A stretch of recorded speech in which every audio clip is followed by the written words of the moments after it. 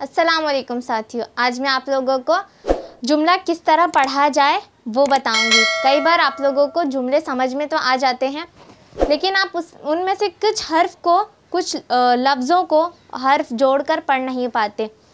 तो आप उन लफ्ज़ों को किस तरह पढ़ें। अगर आप लोगों को लफ्ज़ समझ में आ गए तो जुमला समझना बहुत आसान है और जुमला आप लोग पढ़ सकते हैं। इससे पहले वाले वीडियो में मैंने आप लोगों को किस तरह जुमला लिखें ये बताया था, और उसी से रिलेटेड है ये भी वीडियो, जिसमें हम देखेंगे किस तरह जुमले को पढ़ा जाए। तो चलिए हम शुरू करते हैं। उसमें मैंने कुछ मिसालें दी थी, अब यहाँ पर मैं कुछ मिसालें और देती हूँ। तो जैसे कि मेरा ये जुमला है, पढ़ाई में दिल लगा, यानी पढ़ाई में दिल लगाओ और पढ़ाई करो। तो हमें बोला जा रहा है पढ़ाई में दिल लगा, तो हम इसे कैसे पढ़ेंगे। अगर हमें कभी मुश्किल आई पढ़ने में तो हम हिज्जे करेंगे। किस तरह हिज्जे करेंगे, देखिए ये 3 नुक्ते वाला है तो हमें समझ में आ रहा है पे है। पहले तो हम हुर्फ़ों को अलग कर लेंगे एक लफ्ज़ में से, और वो लफ्ज़ को जुमले में से। अगर हमने हुर्फ़ पहचान लिए तो हम लफ्ज़ समझ जाएंगे, और लफ्ज़ समझ जाएंगे तो जुमला आसानी से पढ़ सकते हैं। तो पढ़ाई में से पे, फिर देखिए बचा ड़े, तो ये पेड़े, 2 चश्मी हाँ, पढ़ हो गया, अलीफ पढ़ा हो गया, ये पढ़ा, और हमज़ा और छोटी या। मैंने हमज़ा बताया था किसी के आगे और पीछे नहीं लगता, ये ऊपर या नीचे लग सकता है आ या ई का आवाज़ देने के लिए। तो हमने देखे 1 2 3 4 5 6 हरफों वाला एक लफ्ज़ हो गया। तो ये हो गया पढ़ाई, पढ़, 2 चश्मी हाँ, पढ़, अलीफ पढ़ा, हमज़ा ये ई पढ़ाई। में देखिए, में इस तरह लिखेंगे मीम, देखिए ये 2 नुक्ते वाला यानी छोटी ये है, और ये बिना नुक्ते के यानी नून गुन्ना है। पढ़ाई में दिल तो मामूली साफ़ है, देखिए दिल दाल और लाम आसान सा है, ये जुड़ा हुआ नहीं है। और इसमें लगा, हमने लगा कैसे पहचाना, ये लाम है और ये गाफ है और इसके आगे अलीफ है। पढ़ाई में दिल लगा, इस तरह हम पढ़ेंगे। अब ये सेंटेंस मैं आप लोगों को डायरेक्ट पढ़ के नहीं बताऊंगी, हम इसे देखिए तोड़ कर किस तरह हम हिज्जे करके पढ़ते हैं। तो ये देखिए वाव है और वाव और है, तो ये हो गया वो, वाव है वो। पेश दिया हुआ है ऊ की आवाज़ देने के लिए, नहीं देंगे तो भी कोई बात नहीं, आप इसे हटा देंगे तो भी हम इसे वो ही पढ़ेंगे। तो ये होगा वो। अब बे रे, ये देखिए ये है बे आधा, ये हो गया रे के बाद आने वाला रे, और ये बड़ी ये, तो हम लिखेंगे बेड़े, ये बड़े, बड़े हो गया, वो बड़े। नून देखिए ये नून है एक नुक्ते वाला, और ये छोटी ये है और ये काफ है, तो हम इस तरह लिखेंगे नून छोटी ये काफ नेक, नून ये काफ, नून ये ने काफ नेक, नेक। और ये हम लिखेंगे ये हे लिखेंगे, देखिए ये हे का है और ये छोटी ये है और नून गुन्ना है, वो बड़े नेक हैं। इस तरह हम हिज्जे करके पढ़ सकते हैं।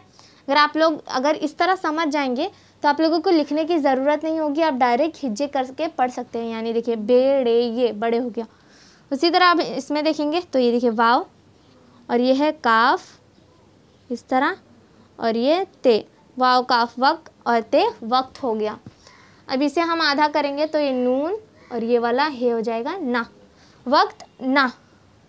खो का देखिए काफ है और 2 चश्मी है, काफ 2 चश्मी है वाव खो, तो ये हो गया हमारा वक्त ना खो। तो ये हमारा सेंटेंस इस तरह लिखा था, हम इसे तोड़ करके हिज्जे करके इस तरह पढ़ेंगे।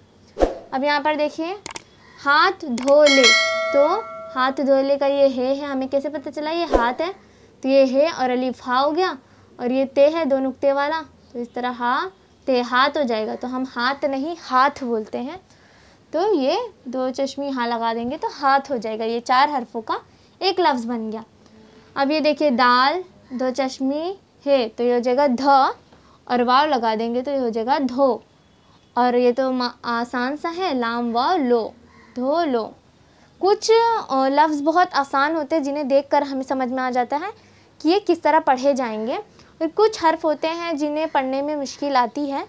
तो अगर हम प्रैक्टिस करते रहेंगे तो हमारी मुश्किलें आसान होती जाएंगी। और अगर आप लोगों को ना आए, कुछ मुश्किल आए, तो या तो अपने घर में किसी बड़े से पूछ लें, या फिर आपके कोई उस्ताद हो या फिर कोई उर्दू जानता हो आसपास, उनसे पूछ लें। अब ये देखिए हम लोगों ने लिखा अलीफ और मीम। अगर हम अलीफ और मीम होगा तो ये अम हो जाएगा, तो ये हमने हरकत लगाई है यानी मदा लगाया, तो ये अलीफ खींचेगा, आ और मीम आम हो जाएगा। अब ये देखिए बे का है और ये है, तो हम लिखेंगे बे हे ते, तो ये हो गया बहुत। बहुत हो गया। अगर हमें पेश लगा देंगे तो बहुत पढ़ेंगे, लेकिन अगर हम कुछ नहीं लगाएंगे तो हम इसे बहुत ही पढ़ेंगे। फिर ये देखिए मीम, छोटी या, टे, दो चश्मी हाँ और बड़ी ये। आप ये मत समझिएगा कि बड़ी ये के नीचे दो नुक्ते हैं, ये नुक्ते इस शोशे के, या तो आप इधर भी लगा सकते हैं, यहाँ भी लगा सकते हैं। तो ये हो गया मीम ये मी, टे, दो चश्मी है ठे, और ये लगा देंगे तो मीठे हो जाएंगे, नहीं तो ये नहीं लगाएंगे तो मीठ हो जाएगा, तो मीठे। और ये है का लिखेंगे हे, छोटी ये अनून गुना। ये हैं तो आप लोगों को बहुत जगह आता है, देखिए यहाँ पर भी आया है, तो बहुत ही जगह पे ये हैं और है यूज़ किया जाता है कोई सेंटेंस को ख़त्म करने के लिए। अब ये देखिए हमने लिखा है गैन, ये गैन है, गैन के ऊपर पेश है, तो हम इसे पढ़ेंगे गू, रे, वाव रू, और ये रे, गुरूर। देखिए गे से गैन से रे जुड़ सकता है, रे से वाव नहीं जुड़ सकता, तो ये दोनों अलग अलग हैं लेकिन ये एक ही वर्ड है, तो हम इसे पढ़ेंगे गैन रे। अगर हम सिर्फ गैन रे पढ़ेंगे, पेश नहीं डालेंगे तो गरूर हो जाएगा, तो हमें अगर पेश डाल देंगे, ये हरकत अगर डाल देंगे तो हमें गुरूर समझ में आएगा। कई जगह अगर आप लोगों को पेश ना मिला तो आप समझ जाइएगा कि ये गुरूर ही लिखा है, गरूर नहीं लिखा। हम सेंटेंस से अंदाज़ा लगा लेंगे कि ये वर्ड क्या है। फिर ये काफ, रे कर, नून, अलीफ ना करना, गुरूर करना, बहुत। देखिए यहाँ पर भी बहुत था, तो बे हे ते बहुत। हम इधर डैश मार देंगे ताकि हम लोगों को समझ में आए, ये अलग अलग वर्ड्स है।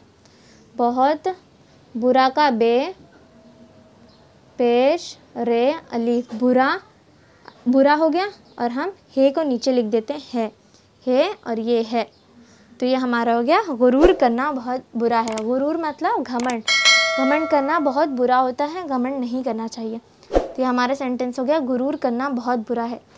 इसी तरह आगे अगर आप लोगों को कोई सेंटेंस दिया जाए या फिर कोई भी जुमला दिया जाए तो आप इसी तरह हिज्जे करके पढ़िएगा। अगर हिज्जे करने ना आए तो इस तरह तोड़ दें और उसे जोड़ जोड़ करके कोशिश करें कि पढ़ ले जाएं।